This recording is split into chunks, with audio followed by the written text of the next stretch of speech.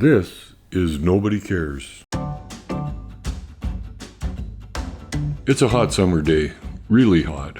And not only that, but there's been a thunderstorm the night before and a big dump of rain. And so the air is really heavy and humid. And it's almost like there's steam coming up from the earth. Jimmy is with me and we're off to do some business. And I'm in the background on this. This is something that Jimmy's got going on.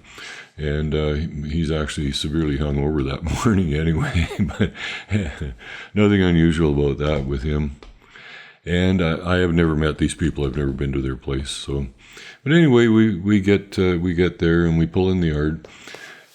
And there's a guy out cutting the grass. And now this is quite a big yard, old farmyard, typical farmyard, surrounded by carrigandas, and there's all kinds of outbuildings, granaries, and old equipment sitting around. And he has spent a lot of time, at least one big full day already on this job. He's been around all the granaries and cut around the equipment and the fuel tanks and around the house.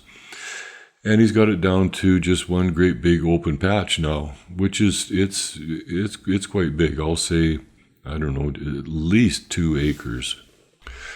So we pull in and they've got a table set up with an umbrella.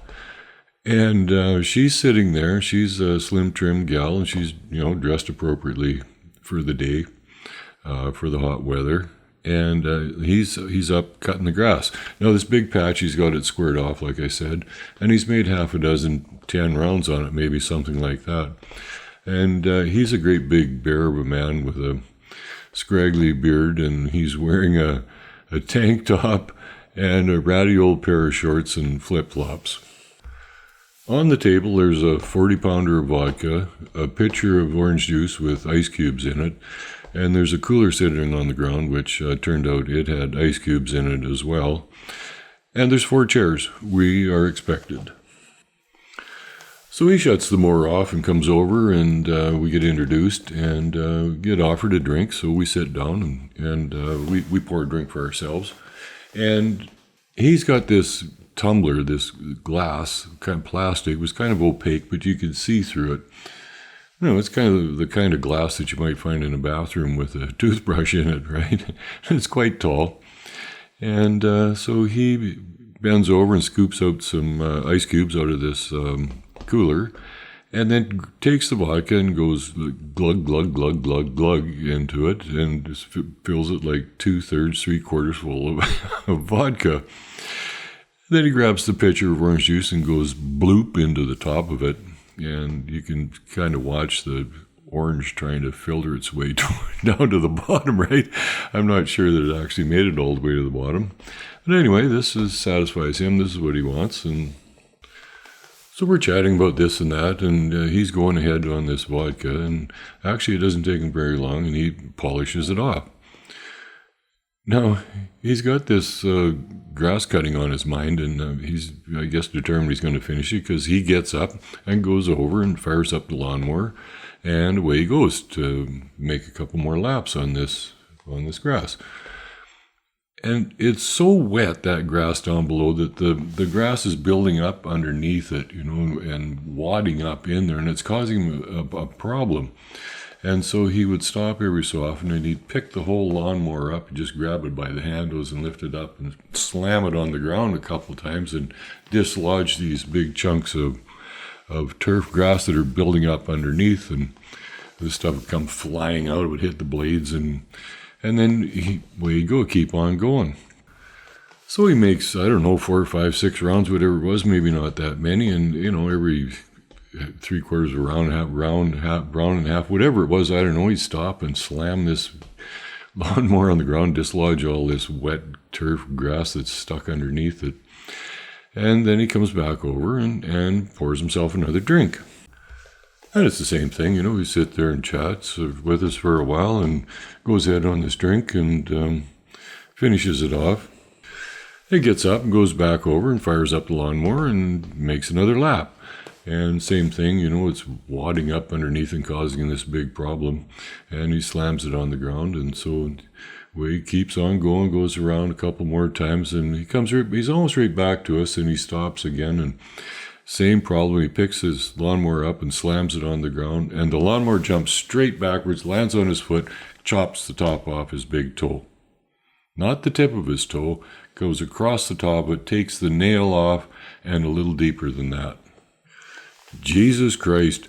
And that's better language than what he was using. Now, he's down on the ground holding his foot, and there's bellowing and swearing, and she's freaking out. Jimmy, who looks queasy at the best of times, is just sitting there not doing much. So I go over, and we got a lot of blood happening here. Like, it's flowing pretty good. So I tell him, I lay down, so I get a hold of his foot, and I lift it straight up in the air, thinking that, make it harder for the heart to pump the blood like uphill like that. And I say to her, we need an elastic band. Have you got an elastic band? So she gets up and she runs into the house. And to her credit, she knew exactly where there was an elastic band because she comes back out almost immediately, comes over. I take the band, I double or triple wrap it around the base of his toe, and that works. It gets it down to a drip anyway. Now, she goes running back into the house, grabs a towel and her purse, and then comes out and fires up there half-ton and swings it down around where he is. And he hobbles over and gets in the passenger side, and we wrap this towel around his foot. And she jumps in, and away they go off to the hospital. So I go in the house and wash up and come back out, and Jimmy's still sitting there with his drink, and I sit down, I've got my drink, and now Jimmy, he's in the early stages of his alcoholic future. We didn't really know it or were aware of it at that time, but anyway, somehow he's got his alcohol level back up to somewhere near normal for the day, and he's come to life, and he's finding some humor in this situation. So we're sipping on our drinks, and I keep looking at that patch of grass, and Jimmy's yapping away, and finally I polish off my drink, and I get up and I go over and fired up that lawnmower, and I finish that job off. It's my good deed for the year. I'd been at Ken's funeral, which was on December 22nd. I'd stayed in Kindersley overnight. Actually drove to Kindersley the morning of the 22nd from Calgary. Grabbed a room. The funeral was in the afternoon, and Aston did the funeral. Had a few beers with people I hadn't seen for a while. Back to Kindersley, something to eat, gassed the truck up, and because I know the next day I want to get up early and get moving. I've got a long drive, close to Christmas, the traffic's going to be bad, I know that. And so, my usual, I wake up in the middle of the night, got to go pee, right, 3 a.m. So get up and I just start the coffee. I had it ready to go, hit the button, jump in the shower, have my shower and coffee, and I'm in my truck and gone. And I make great time. Middle of the night driving out in the middle of nowhere. Get to Calgary, bypass Calgary, don't need to stop there. Get all the way, Dead Man Flats, one of my favorite places to stop when I make that trip all the time. And the bathrooms are nice and clean there. It's just a merge off, and then you can merge back on. So in there, fill up, go pee, and they have the greatest sandwiches in the world. The two ladies, there's an adjoining restaurant, and the two ladies at that time, it's changed now, but the two ladies that ran that restaurant at the time also made the sandwiches for the gas bar, and they were fantastic. Best egg salad I've ever had. So grab a couple sandwiches, bag of Doritos, chocolate bar, some water, make sure I've got enough water, cigarettes, everything, back in my truck, and I'm gone. And now I can go all the way Salmon Arm nonstop if I have to. There's going to be a pee break somewhere in there, but anyway, away I go. Get to Golden. There's more and more traffic all the time. Maybe stop there for a pee, don't remember. Anyway, keep going. Do that 20K north that you have to do. It always ticks me off that I got to go 20K north before I can go west again. But anyway, that's the way it is. And, get across the Columbia and start going up. And now there's a big, long passing lane there. It goes forever. And you're climbing. And so I'm doing that. And at some point on there, I'm looking out ahead of me. There's quite a bit of traffic. I've got 3 or 4 vehicles that I can see in front of me. And like the 3rd or 4th vehicle ahead of me, I see the tail lights come on, and he swerves, goes sideways, and then he gets control of the vehicle and gets back going straight, and just keeps going. And I don't think too much of this. It's got my attention for sure. And then, so we keep going a little bit, and another car, I see the accident. I don't see the accident, but there's a vehicle in the ditch. And the three cars that are in front of me, they just keep right on going. They don't bother. Me, I stop. I pull over and stop. And this car is sitting facing east. Okay, I'm going west. The car's facing east. It's in the ditch. There's a couple in there and a dog. I can see that. No, I'll just stop here because I've had plenty of time to think about this. I drove that road a lot when I lived in Salmon Arm. In fact, as much as once a month for like 18 years. I had a company. I had to come back to Calgary quite a bit. I didn't mind coming back to Calgary. Give me something to do. So you can do the math on that. And virtually every time I drive by that spot, I think about this accident, or it quite often comes back to mind anyway. Maybe not every single time, but when I stop, the first thing I noticed when I got out is that it's icy. Now, I hadn't noticed any ice yet anywhere, but where I stopped, there was a thin layer of ice on the highway. And the road is sloping down there. We were climbing up, and so this vehicle was coming down. It was originally going east. And it was icy there, I guess. And the rest of the day, my trip later after that, I never noticed ice. But in that one spot, there was ice. And I'm sure, 100% sure, that what happened is they're going east. She was driving. They come down that hill. She's picking up a little bit more speed than she wanted to. Didn't realize it was icy. Hit the brake, touched the brake, probably hit the brake a little harder than she wanted to, lost control of the vehicle. That vehicle had to make a 360 on the highway and would not have lost much of its speed doing that. And then moving to their left at the same time, doing this 360, there was a ridge of ice and snow where the plows had pushed it up against the outside edge of the highway, which would have been up to about my knee, I would say at least that. And it's solid ice. It's got that freeze melt going for it, and then they plow a little more snow up onto it, and the same thing. It's as solid as cement, this ridge of snow that pushed up there. She would have hit that going pretty much full speed, and then flipped up and rolled another 360 and landed upright in the snow in the ditch, okay, facing east. It's the only way that this could have happened. I'm 100% sure of that. The fact that there wasn't a big smash-up with people killed and the highway closed for 8 hours is truly a Christmas miracle. I stop, like I say, I get out, and they're both still sitting in the vehicle at this point. They haven't made any attempt to get out. So I climb over this ridge of snow and down into the ditch and get up to the car, and he opens up the door now finally, and actually it was down so much that it was actually pushing a little bit of snow with the door. And so we get the door open, and the first thing he says to me is, "Have you got a shovel?" And I said, "Are you guys all right?" He said, "Yeah, we're fine. He said, "If I had a shovel, I'd get us out of this in no time at all." And I said, "Well, I think you need a tow truck here."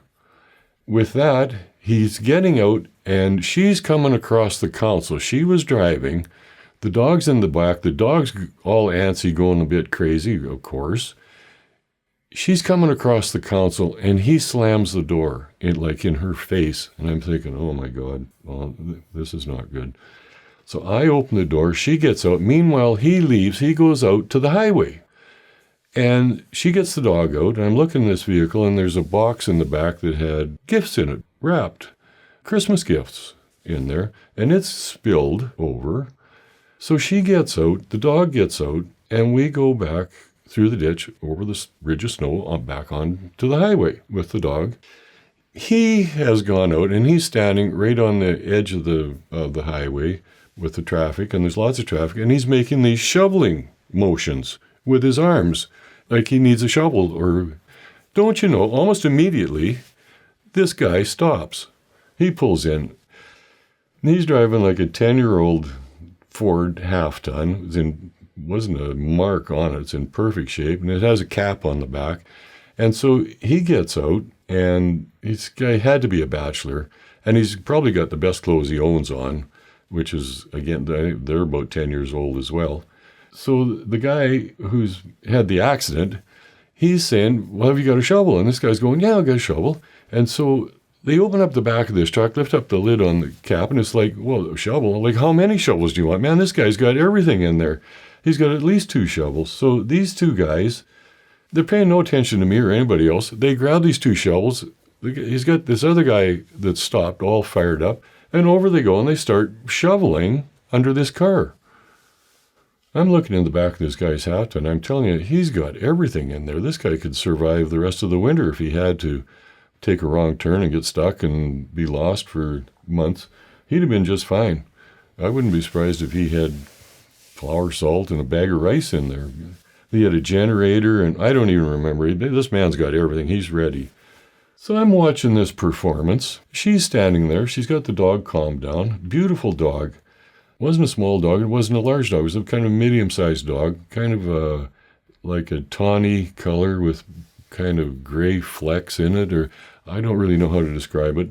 Really intelligent looking. His face was like an Irish setter. It wasn't an Irish setter, but that kind of a face, really intelligent looking. So she got the dog calmed down. She's just standing there. She's dressed really nicely. Now what do I know about fashion? I don't know, but I can tell you this. She didn't get those clothes in Walmart. Let's put it that way. Tall, slim, blonde girl.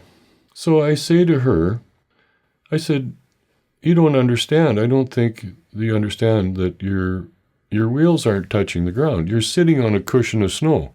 You can shovel from now until the cows come home. You're not shoveling that vehicle out. You need a tow truck.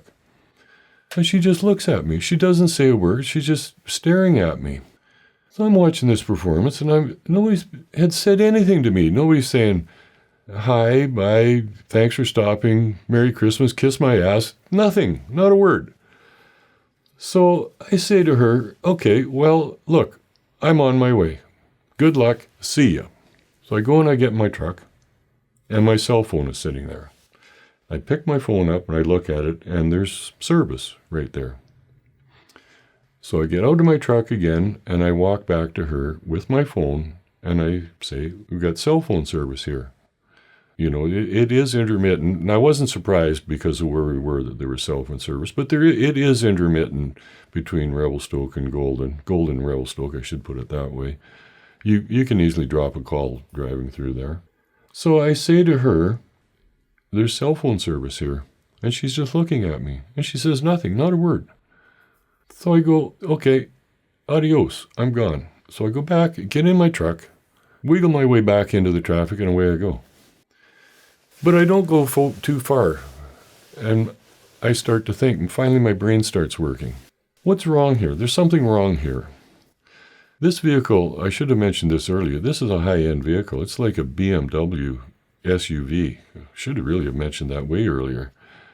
It's like maybe no more than a year old. It was a nice tan color. What's wrong here? There's something wrong with this. He's nicely dressed as well. Here we have the perfect couple in the perfect vehicle with the perfect, accoutrements, the dog, the gifts. Everything is perfect. Everything is perfect except their reaction to the situation that they're in. That's way off. Way, way off. In my opinion, they were mules. There was 50 kilos of cocaine in a compartment behind that back seat, or 100 kilos of weed. There was something funny going on there. They did not want that vehicle on a hook, a tow truck. They sure as hell didn't want the police. I'm pretty sure of that. And I keep going, my mind keeps going back thinking about look, a tow truck isn't going to be enough. They have to deal with that big ridge of snow. Tow truck can't do that. They need that big plow that runs up and down the highway with a 5-ton truck with all the salt and sand in the back and a little fan on it. That's the only way they're going to move that ridge of snow. They've got a big afternoon ahead of them. And her not talking, she's scared. That's the only thing I can think of. She was driving. There's a boss somewhere on this job. She's going to have to talk to the boss and tell him what happened. And she's standing there, and her future is uncertain. She's scared. That's why she doesn't talk. Now you can form your own opinion. You can discredit me for my opinions just because of my past and everything, and that I'm overblowing this story trying to make it sound better than it is. But I honestly believe that, and I had a lot of time to think about it. There's the only explanation that I can think of. If it was me and I wanted to do a job like that, that's exactly what I'd want, was a dog and all the equipment's, a nice lady, a new vehicle. But I'll leave it to everybody else to form their own opinion. Back in the early days, the way you got things done were with work bees. In the early days of homesteading, there was somebody on every quarter section. And if you wanted to put up a building, you got your neighbors over and everybody went to work on it, and they could get a job done in one day. Would get as prepared as you could, bring, if you needed to pour cement, or you would have all the materials there and a plan and have talked to people, and then on a specific day, everybody would show up and they could erect a building in one day. And we're talking about not just a shed or a granary, but a barn, or those big old barns that you used to see on all the farms.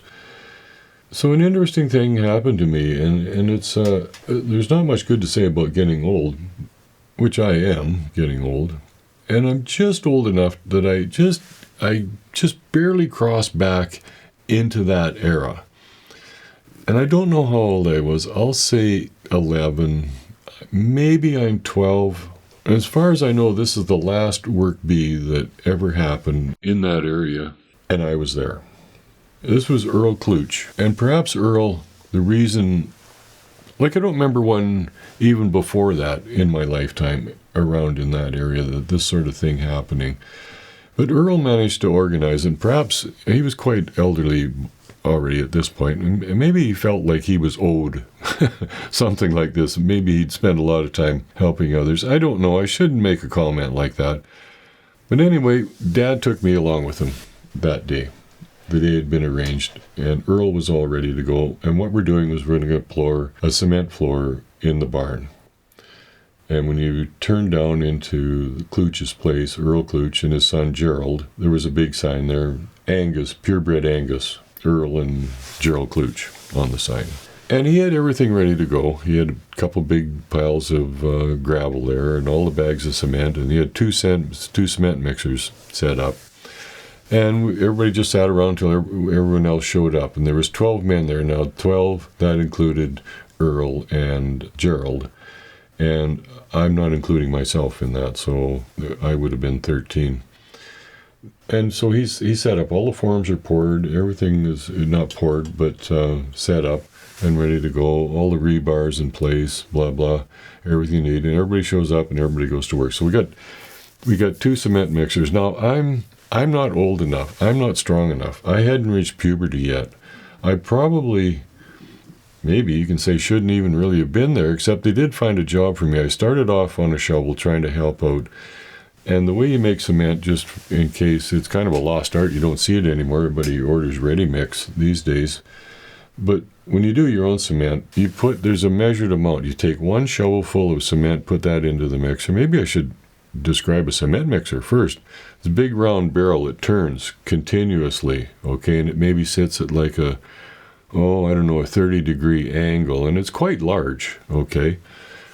And it turns round and round and round and round to do the mixing. And then when you want to dump it, it has a big handle on it, and you simply roll it over the other way, and it goes down all the way down and over, down 90 degrees the other way, so that you can dump it into a wheelbarrow, and then you turn it back the other way and start over again. So there's a measured amount that you use to make a barrel of cement.